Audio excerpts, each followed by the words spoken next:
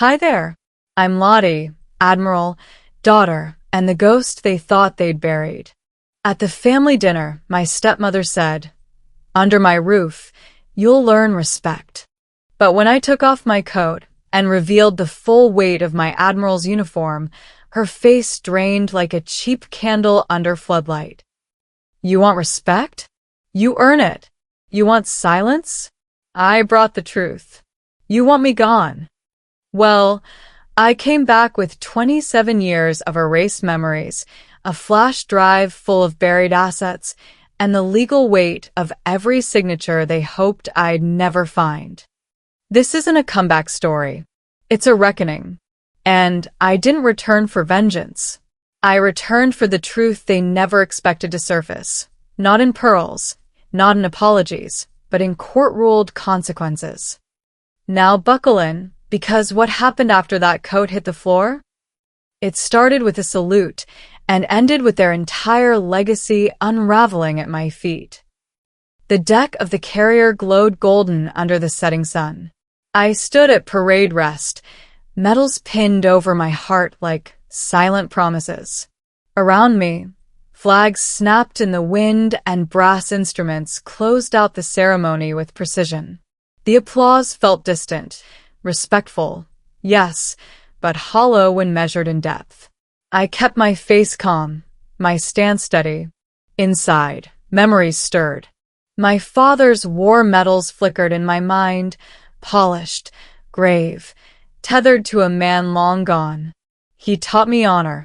Life taught me boundaries. I was proud, but I kept those medals at arm's distance. That night, the carrier would hold my uniform, but not my past. As I turned toward the receiving line, my phone buzzed. I didn't want to glance. Didn't want to let the world see me hesitate. But I did. The caller ID read, "Dad, Harlan." A faint hope stirred, like a gust of sea air. I answered. He said, "Valora wants to invite you home for dinner. She says it's time." The word home hung there, like smoke drifting across a calm, folding sea. I nodded once. Just once. Under my breath. "I'll come." I tucked the phone away. My smile returned, polite, rigid, older than my years. But the applause around me sounded brittle. I turned away from the deck's rail and made my way down the ladder toward quarters. The ocean stretched wide, unending. I exhaled slowly. Lucien caught the shift in my shoulders. "Family?" he asked quietly. I nodded again. Silence, steady. I thought of the family I once had, that vanished the day Mom died, leaving a hole no rank or uniform could fill. In my cabin, I stood before the open locker. The Rear Admiral uniform gleamed, its insignia glinting like ice shards. I reached past it, pulled out a plain trench coat, civilian. I laid it over the uniform. My silence answered 1,000 whispers I still carried. I'm going home. Not to fight. Not to lead. To return. As simply me. A flash of memory. A house on pine-shadowed streets. A wedding. My father's late bride. My absence had gone unnoticed. "We expect obedience, not opinions," she'd said once. I swallowed hard. Let them see me, not the uniform. Lucien gave a subtle nod, no words needed. He understood. This mission wasn't tactical. It was personal. At the Charleston airport, I boarded a civilian flight. I kept my head down, collar high, coat wrapped tight. My uniform stayed hidden. A fellow traveler gave me a polite, "Thank you for your service," after spotting the badge's faint outline beneath fabric. I nodded, not for pride, but for awareness. Strangers salute me. My own family silences me. When the black SUV pulled up under an old magnolia at the driveway, Quaid tipped his hat. "They've been getting the house ready all week," he said, keys in hand. I didn't answer. I didn't need to. I touched the fabric of my coat lightly. They never prepared a place for me. As we drove up the long lane, The shadows of the trees flickered across the windows, distorted reflections of the home I once thought I loved. My breath slowed. I straightened up, squared my shoulders. Under that roof, respect was expected, but tonight I walked back to earn it. I stepped out of the SUV under the soft glow of garden lights, the air thick with humidity and subtle sweetness from magnolias. The house loomed in front of me, pristine lawn, polished marble steps, every rose trimmed, every hedge symmetrical. It felt staged. Photographs of smiles hung on the walls. None mine. I gripped my coat a little tighter. Quaid stood beside the car. His words were low, careful. "You can still turn back." I didn't reply. I stepped forward. I didn't come this far to flinch at the door. Inside, the foyer was quiet but cold. The help greeted me with polite nods. No father waiting to meet me in the hall. I passed portraits of others, brides, stepchildren, family laughter, none me. My boots echoed across the marble as I climbed the stairs, each step stirring a memory of youth, of absence, of wanting to belong. I adjusted the collar of my trench coat and walked into the dining room. Valora's friends filled the long table under the chandelier's warm glow. Laughter bounced off walls, glass chimed softly. I was introduced blandly as just returned, Harlan's daughter. No mention of rank. No pause. No acknowledgement. Valora strode in, composed like she owned every breath in the room. She scanned me with a quick, calculating glance. A smirk touched her lips as she lifted a glass. "Under my roof," she said clearly, "you'll learn respect." The room quieted as plates shifted. I met her gaze steadily. I raised my own glass slightly and said, "I assumed respect was mutual, not hierarchical." My voice was calm, even. A fork fell somewhere near the center of the table, soft ping. The chandelier lights seemed to flicker for a moment.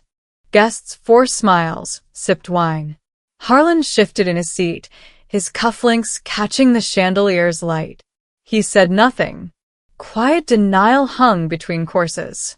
Small talk started, polite, familiar. Yet every comment was edged. A woman praised her grandson's new house. Another spoke of charity events. When a guest glanced at me curiously and asked, "What are you doing these days?" Valora leaned forward, voice smooth. "She used to be in the military, isn't that right, dear?" I nodded slowly. "Still am." The cut of my words stood sharper than any blade. Rear Admiral, stationed in Norfolk. There was a flicker in their faces, confusion, hesitation, quickly masked. Valora smiled and lifted her glass. "Well, in this house, we're all civilians."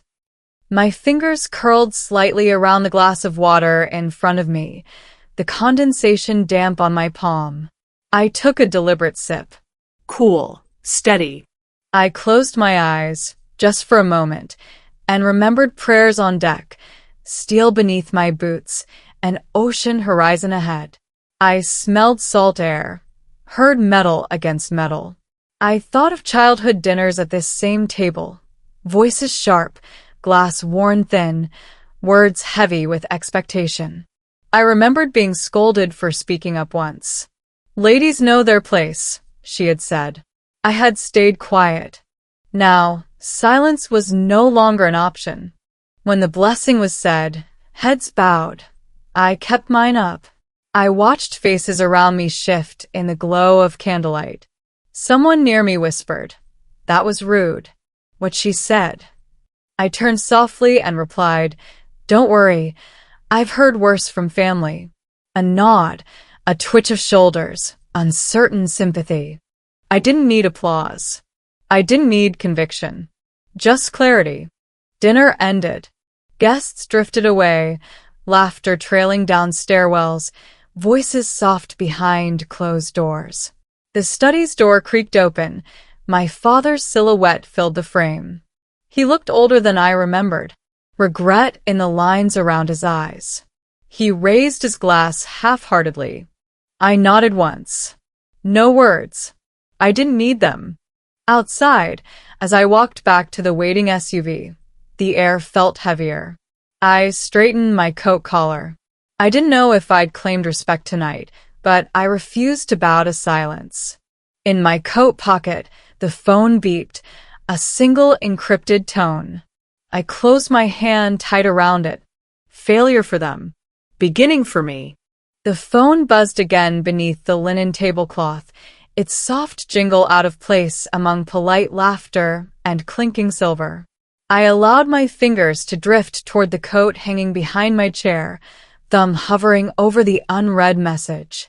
In that instant, the chandelier's glow seemed to dull, and I understood.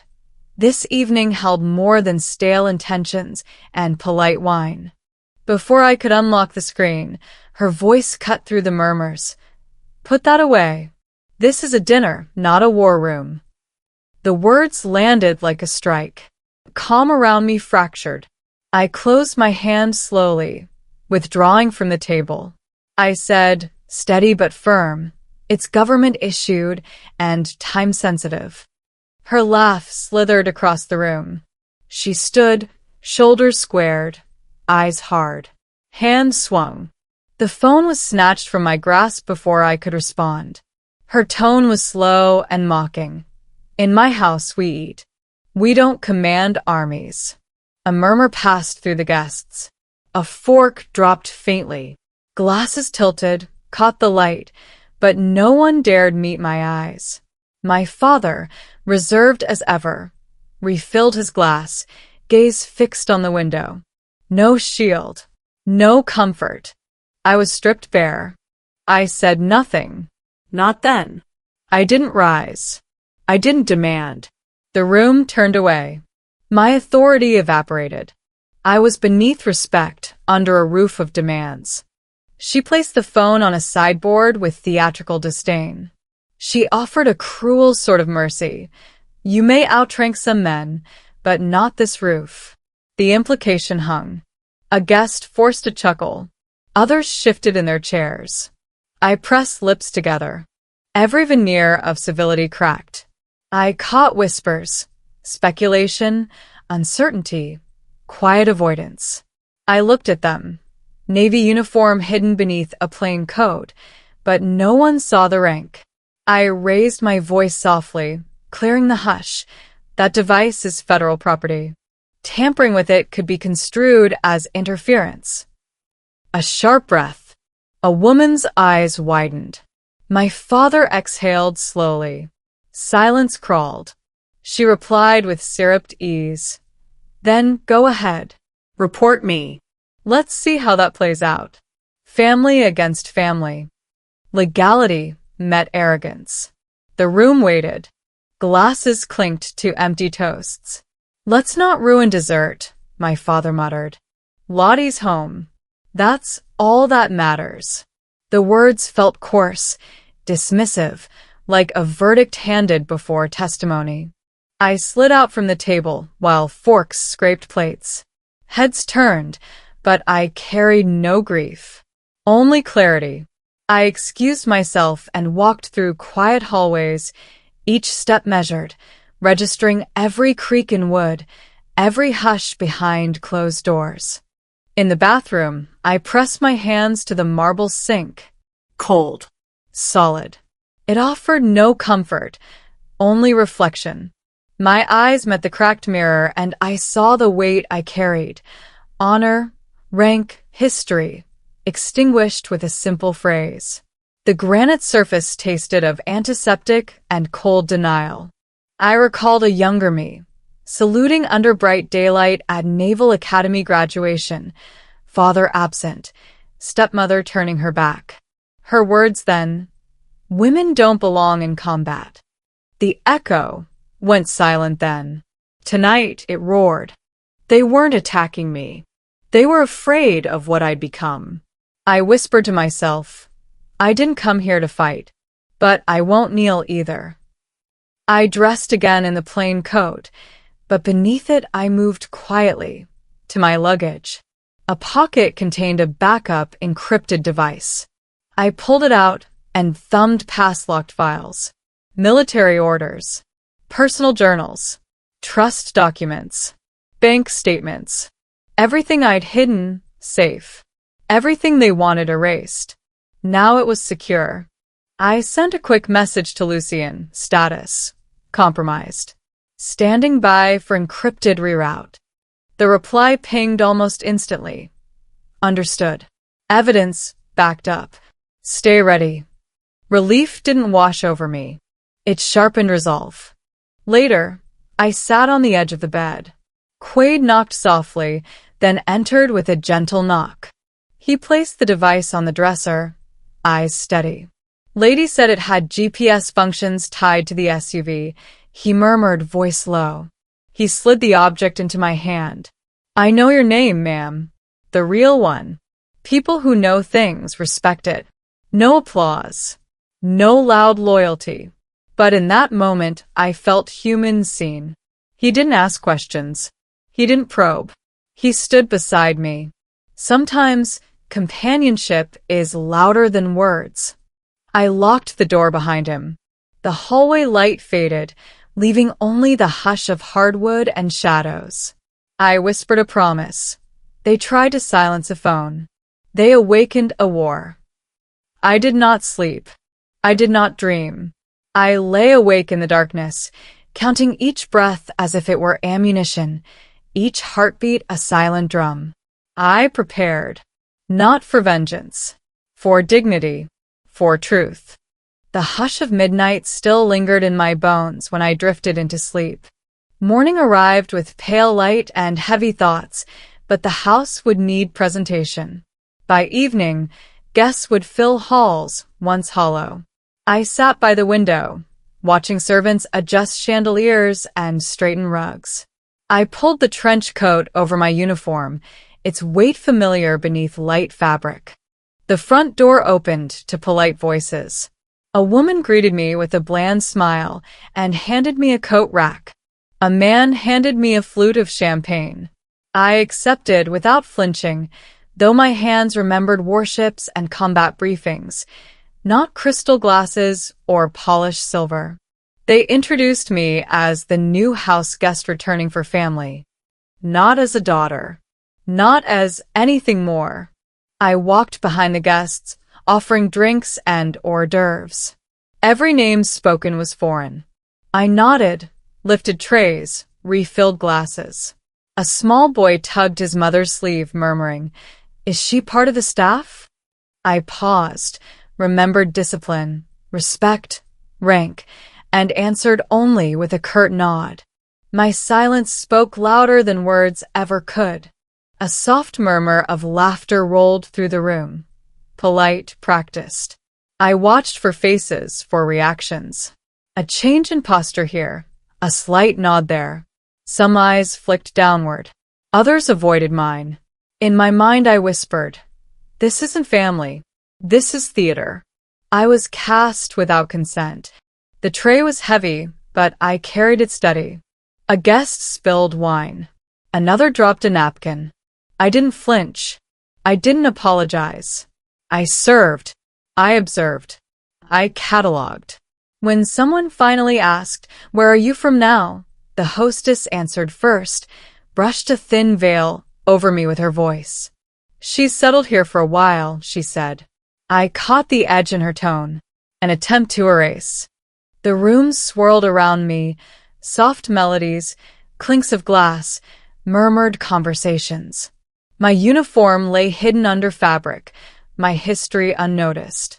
I held on to my posture, not proud, not defiant, present, visible, real.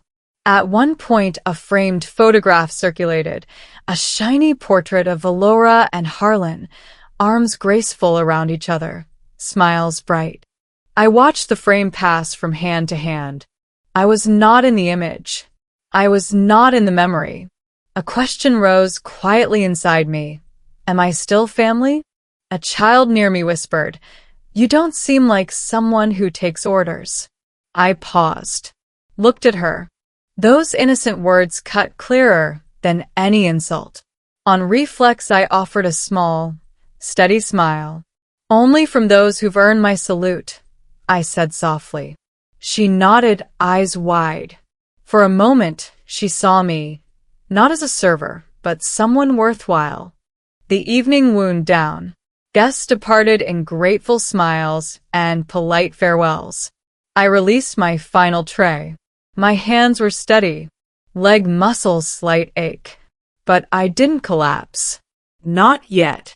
I found Quaid near the door. He looked at me without pity, but with quiet respect. He nodded once. No words. A connection forged in silence. I strolled through empty halls after the last car pulled away. Light dimmed. The house exhaled. I stood in the foyer, coat draped over my arm, uniform pressed underneath. I touched the doorframe. Cold wood, promise of nights I once believed in. I didn't raise my voice. I didn't demand apologies. I collected memories in shadows. I held dignity in quiet posture. I left footprints, light ones, silent ones, but they led somewhere. That night, I lay awake again, not counting breaths. I awaited possibilities. I held on to hope. I stayed ready. When the car wheels sighed away and silence settled over the empty drive, I paused under the porch light. The house stood quiet as a paused breath, its windows dark, save for distant street lamps casting long shadows. I carried the trench coat, fold neat, untouched, and walked upstairs without a glance behind me. I closed the door gently, the click familiar but hollow. I realized then, this house claimed me tonight, but it would never own me again. In my old bedroom, walls repainted and sterile, I laid the coat on the bedspread. The air smelled like fresh paint and emptiness. I sat on the edge of the mattress, hands folded in my lap, and looked around. No books on shelves, no childhood trophies, no framed photos. Only a bare mirror and an empty space that used to be mine. I touched the fabric softly. The coat felt heavier than before. I'm a guest in the house my name once opened, I thought. The nightstand drawer creaked when I opened it, a small, worn jewelry box with my mother's handwriting still on the label. My fingers trembled slightly as I lifted the lid. It was empty. No locket. No photograph. Nothing. A cold pang slid through me. I rose, walked over to the dresser. A lone frame stood there, a portrait of two smiling figures, arms around each other. I turned it over. On the back, the Harlans, 2023. My absence burned in ink. Someone had erased me. A memory flared, rain washing down on a 12-year-old me standing in old wooden porch boards, clothes soaked, no shelter, told to go play outside, while the parlor inside held polite laughter and tea. I blinked. The same exclusion, the same erasure. Yet nothing had changed. Only the faces, the facade. I reached for the coat again. Underneath, the dark navy uniform waited silently, medals pinned, rank insignia glinting in the lamplight. I unfolded the coat, letting uniform and medals catch the light from the street lamp outside the window. I studied my reflection in the mirror, half hidden under trench, half lit in uniform. I touched the silver star on my shoulder. Out there, I'm decorated. In here, I'm disposable, I whispered. My breath caught. Fingers curled around the hanger as I hung the coat back up.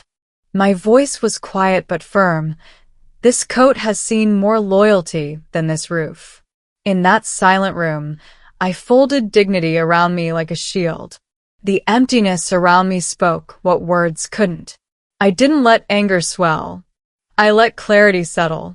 I sat back at the dresser and opened my encrypted device, the backup files still intact. Legal documents, trust papers, bank statements, correspondence.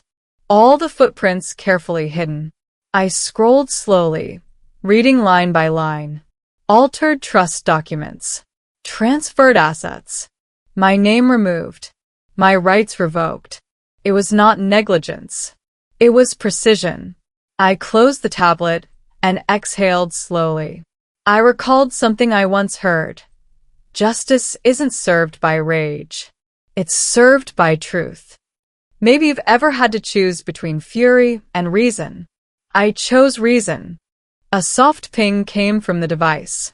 Lucien's message. Evidence secured. No leaks. A simple delivery of words, but heavy with intent. I laid the device down and reached over for an old photograph in a dresser drawer, a picture of my mother, worn around the edges. I traced her face gently, silent tears stinging my eyes. She had believed in respect and integrity, even when the world said otherwise. I whispered to the empty room, I serve a nation that acknowledges me. My own blood couldn't manage a seat at the table. I turned the family photo on the dresser face down. I didn't destroy it. I simply refused to keep it upright. Then, I removed the uniform from the closet, laid it across the chair so both metal and fabric caught the lamplight. Not as a challenge, not as a threat. As a declaration, I exist. I have always existed. I placed my hand on the shoulder epaulette, felt its weight. A weight born of honor, not fear. I didn't sleep that night. The house creaked in dreamless hours. I held the uniform close, the coat folded neat. I listened to the quiet. The only sound was my steady breathing, a new rhythm of ownership. I was no longer the shadow in the picture. I was visible. I was present. I held my name in my own hands now. Night had barely brushed the house when I heard a soft knock at the bedroom door. Harlan's silhouette slipped into the hallway light, his shadow shaky, uncertain. His voice came quiet, almost small. I didn't want to embarrass Valora. I thought I protected you. I stayed seated. My shoulders remained squared, my breath even. Silence wasn't safety. Protection by silence had been betrayal. I answered gently. Respect isn't about silence, Dad. It's about truth. He looked away, closed the door with a soft click. The lock rattled shut. I watched the latch fall. In that hush, I retrieved the encrypted phone Lucien had returned. Its screen glowed in my palm, official, silent. I opened the hidden folder. Then the documents rolled out into view. Bank filings, trust re-registrations, deed transfers. Dates matched the week I came home. My name vanished. Everything re-registered under another name. No error, a clean, deliberate removal. A single truth struck me as I scrolled through lines and timestamps. They never saw me as family. They saw me as property to swap. The realization settled like cold concrete in my chest. I tapped Copy All and saved every file to a secure drive. I embedded metadata, timestamps, log records, access history. I whispered to the empty room. Truth is a dossier, not a confrontation. The phone buzzed, a coded ping from Lucien. Intel verified. Assets frozen pending review. You're cleared. Relief didn't soften me. Instead, resolution stiffened. I tapped back. Understood. I shut off the device and ran a hand over the dresser top. I picked up an old photograph of my mother, edges worn. Her eyes looked back at me, steady and kind. I turned the frame face down. Not anger, respect for what was real. I opened a legal folder, dusted off pages I kept hidden since she died. This was no longer just about setting things right. I reactivated her will, updating date, reaffirming her wishes. The estate she left, now mine by law, would be redirected to a veterans charity she once supported. The ink dried under my signature, legal and binding. Next I packed the secure drive, encrypted phone, license cards, a change of clothes. Not as escape, as readiness. A quiet walk away if forced. I paused at the door, hand on the doorknob. Half a breath held. Then I let go. No drama. Just strategy, always strategy. In the darkness, I lay back. The bedside lamp was off. Outside, only cicadas whispered. I started uploading the files to layered cloud servers. Each bar filled meant one more secret shelved for safety. My breath remained calm. My resolve steady. I whispered, not to walls, but to memory. I didn't come back for an apology. I came back so none of us can ever erase truth again. Sleep didn't come. I listened instead, to my heartbeat, to the night, to new ownership rising in quiet light. Afternoon drifted into evening quietly, but the estate air felt heavy, undercurrents brewing far beneath polite conversation. I sat near a bay window, swirling a glass of water, watching servants arrange trays of champagne and hors d'oeuvres by the poolside lanterns. The soft clink of ice echoed in the distance. The trench coat hid my uniform, but my posture remained unyielding. Glamour is easy. Respect is earned. And tonight I plan to test both. A soft knock at the doorframe broke the hush. Quaid stepped in, his expression steady, and slid a napkin across the mahogany table toward me. Beneath it, a small stack of documents, financial ledgers, trust transfer forms, signatures dated the night before. His eyes locked mine for a moment. I whispered, "Thank you."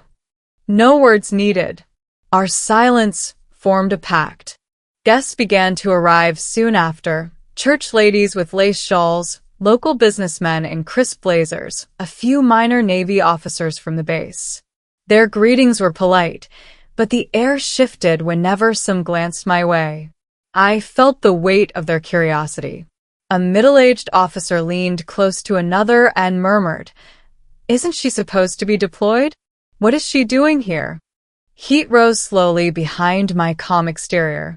They saw the coat, not the uniform underneath. A stranger, not a soldier.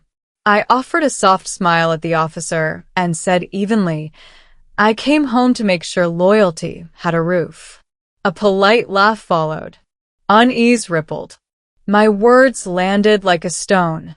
Unexpected, heavy. Valora raised her glass during the toast. To family, friends, and home. Every eye turned toward her. Every smile lifted. Then she looked at Harlan, but she didn't nod my way. The toast ended. Glasses clinked.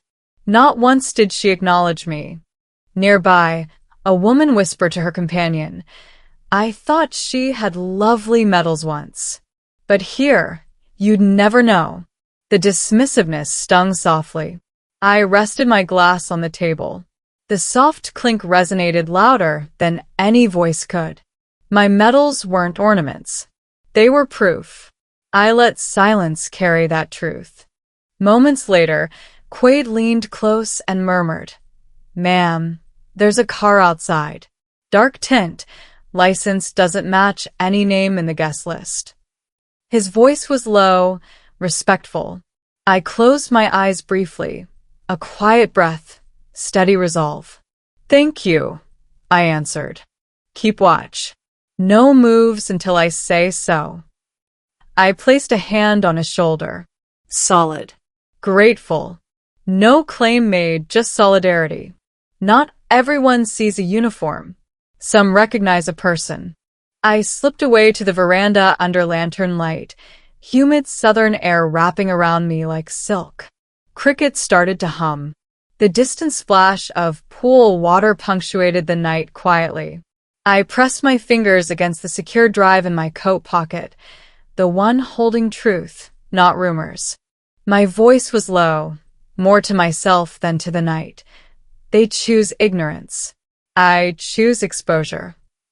In that moment, I thought of all the people who ever felt unseen at a dinner table, unheard in a room full of voices. Maybe some of you know that feeling too. Maybe you understand what it means to hold your dignity when everyone pretends it belongs to someone else. I straightened my coat, touched the metal badge pinned beneath. The uniform might remain hidden for now, but the resolve it carried would shine, not in medals, but in plain truth. I exhaled slowly, letting the night swallow my breath.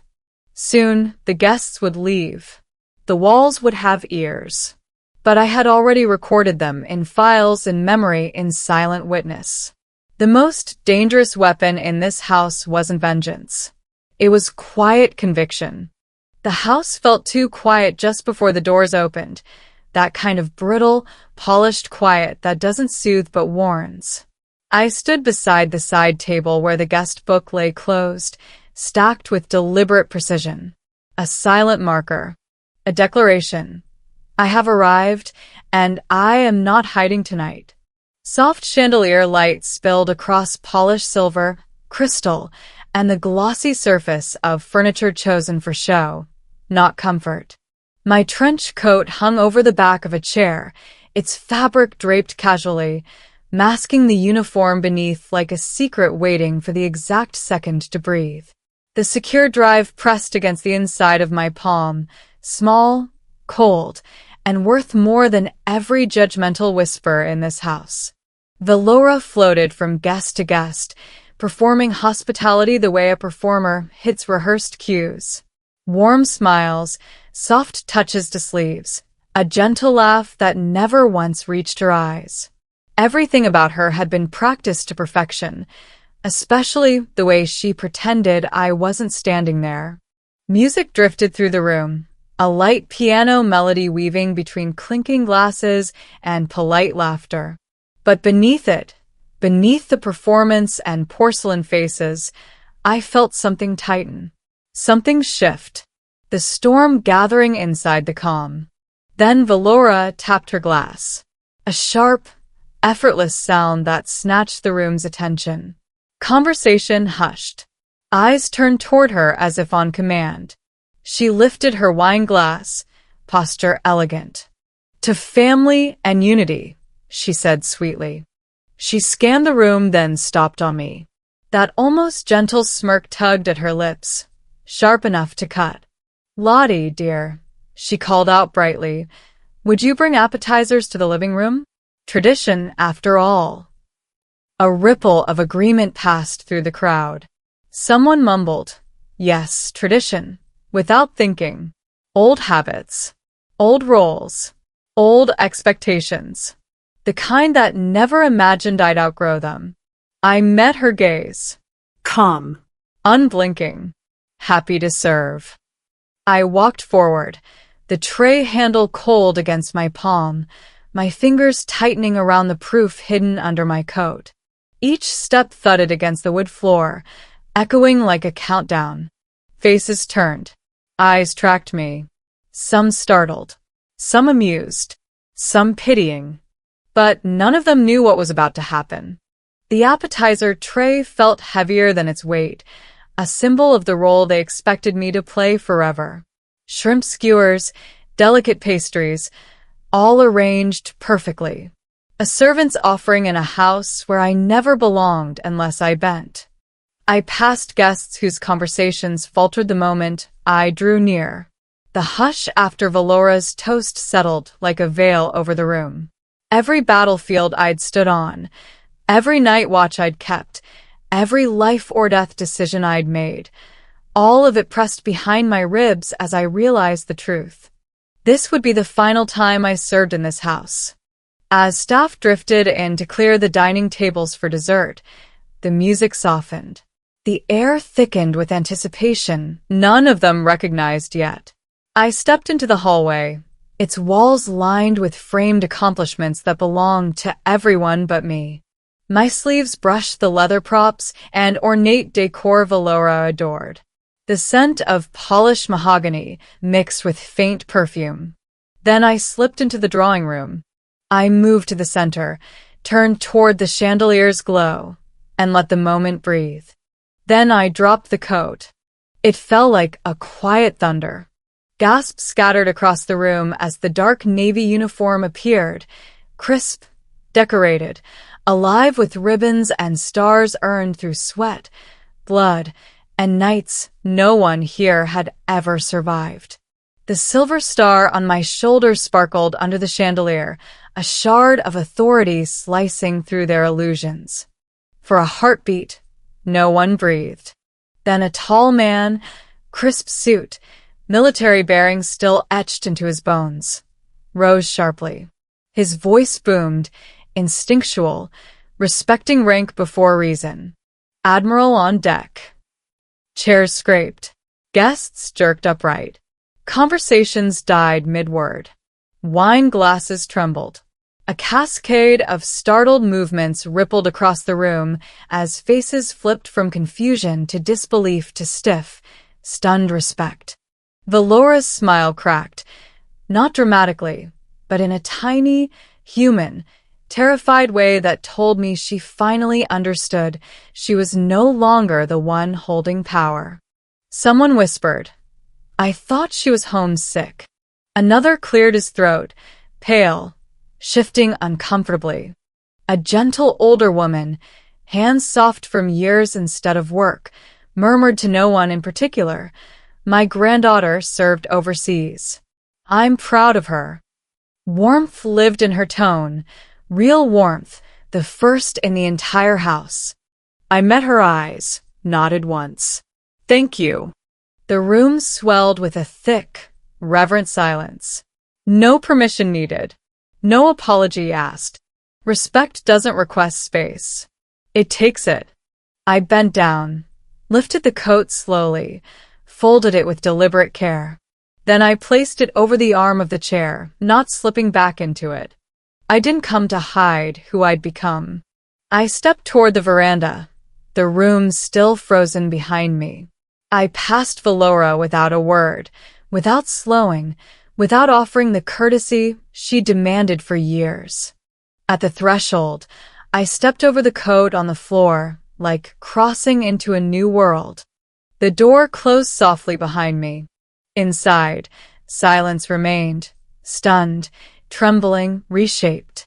Outside, the night air waited, wide, cool, patient, free. The night air brushed my cheeks as I stood on the veranda, coat folded but uniform untouched. I closed my eyes, felt the humid southern breeze, but the house behind me refused silence. My fingers relaxed around the secure drive. I moved back inside. The door closed softly behind me. In the drawing room, chandeliers still glowed over empty wine glasses. Spilled hors d'oeuvres lay on silver trays, abandoned like old promises. Crickets outside sounded loud through the windows. Silence hung heavy. The stir of footsteps faded. The mask dropped. Now everyone saw the cracks. Valora stood at the far wall, lips pressed against a nervous smile. She cleared her throat. "Well, dessert, I guess." Her voice cracked. Harlan remained frozen, face pale, hands trembling over a napkin. No toast came. His silence screamed louder than any word could. I remained still, uniform glinting under chandelier light. From a shadowed corner, a soft voice broke through, the trembling of an older woman. Maybe the daughter deserved a seat at the table all along. The words felt small, but they cracked the silence wide open. A ripple of recognition passed through the room. Some guests shifted uneasily in their seats. Reality began to tilt. I turned away slowly, traveled down narrow hallways heavy with memory. The same hallway where, once a child, I stood in rain while voices laughed inside. That memory returned sharply, wooden boards slick with water, a lonely figure clutching a broken toy under an unforgiving sky. The scent of old rain came back to me as I passed each door. I exhaled quietly. At the end of the corridor, I found the old archive room, dust motes floating through lamplight, musty ledgers stacked high, faded photographs along a wooden shelf. My hand shook when I opened a worn wooden box. Inside lay yellowed letters, each addressed lovingly to my dearest Lottie. I slid a tear down my cheek. I pressed the letters to my chest. I wasn't forgotten. I'd been erased. Back in the drawing room, I held out the letters in one hand, the flash drive with ledger documents in the other. Silence fell deep as I spoke firmly. I believe I was never meant to inherit, which is legal under state law. But I was meant to be hidden. That's not oversight. That's erasure. The paper trembled slightly under chandelier light. Evidence laid bare. A gasp. A hush. Some guests moved away, their eyes wide. An older woman covered her mouth, tears glistening. This family built itself on secrets long enough, she whispered to no one in particular. Valora's face drained of color. Harlan's had dropped, shame in every line. The illusion cracked. I didn't shout. I didn't demand vengeance. My voice remained soft but steady. I didn't come here to see people punished. I came here to see truth held. I serve a country that demands accountability, not vengeance. I offered the old letters to the woman who spoke first.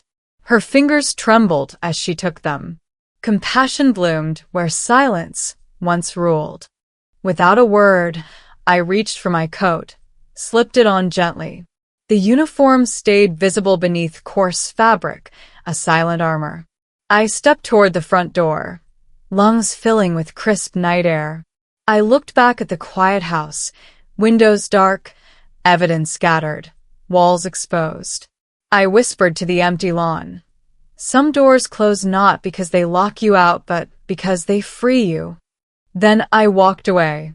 Sunday morning light filtered through leftover autumn leaves as I walked down a worn path in the public park near my apartment. The world felt quieter, not empty, but peaceful, like the calm after a storm. I sat on a bench beside a woman feeding pigeons. She offered a soft nod, no judgment, just simple recognition. In that moment, there was no legacy to defend, just space to breathe. A little child darted by, clutching a crisp yellow leaf. He offered it to me with a shy grin. I accepted, tucking it between 2 pages of my pocketbook, a small gesture, but it felt significant.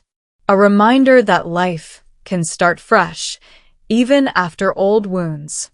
Peace isn't always loud. Sometimes it's just the absence of noise that doesn't belong. My phone buzzed. I checked it, expecting routine updates. Instead, I saw the message I'd been waiting for from the lawyer handling the estate. My heart tightened, not from fear, but from hope. The trust tied to my mother's name, once quietly re-registered behind my back, was being overturned. The judge had ruled, due to a missing procedural execution decades ago, the trust reverted to me legally. At the courthouse annex later that morning, I entered the chamber alone. The chairs, the wooden benches, the hushed murmurs, they felt foreign and final all at once. Valora and Harlan were absent, represented only by attorneys with blank faces. When the verdict was read aloud, my name echoed through the room like the crack of a gavel against a rusted chain. The value was substantial, more than I ever wanted for myself. But as the judge looked up, I stood, voice calm, eyes steady.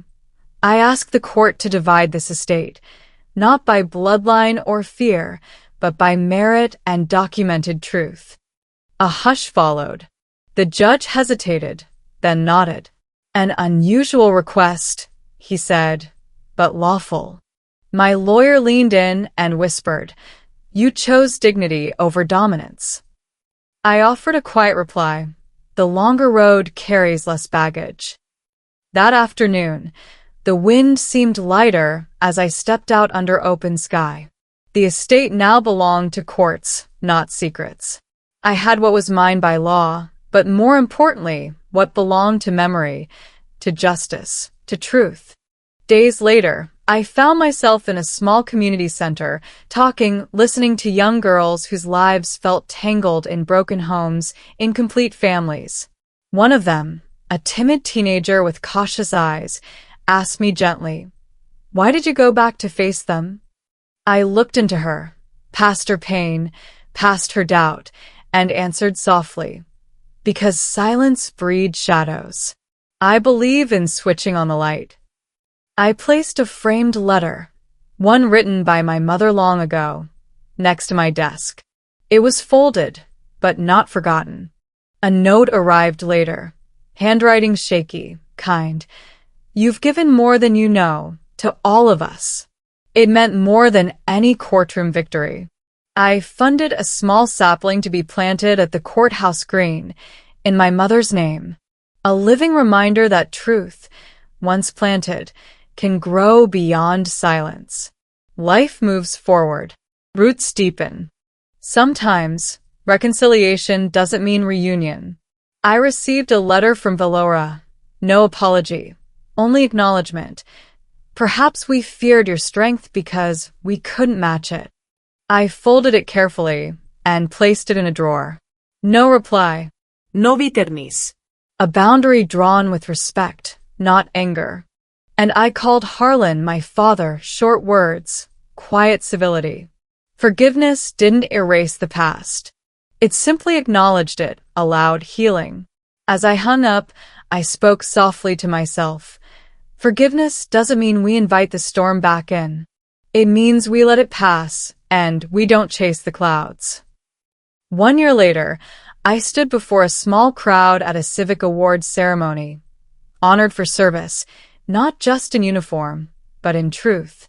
An interviewer asked me, "What would you say to someone trapped in silence?" I looked into the camera, shoulders steady. "You're not alone. Speak, even if your voice trembles." Sometimes truth needs only one echo to become a chorus.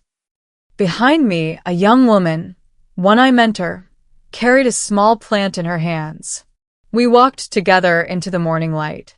I felt something shift beneath my ribs. Not regret. Renewal. I held the memory of what was lost, but I walked forward with what I chose to build. This isn't a story about justice served. It's about legacy reclaimed. What we carry forward matters more than what we leave behind. And sometimes, a broken lineage births a better future. What they tried to bury wasn't just a daughter, it was a voice. But truth, once spoken, doesn't return to silence. Maybe that's the real question now. How many stories stay buried just because someone decided they weren't convenient? If this one moved you, or made you think of someone who deserves to be heard, leave a comment below.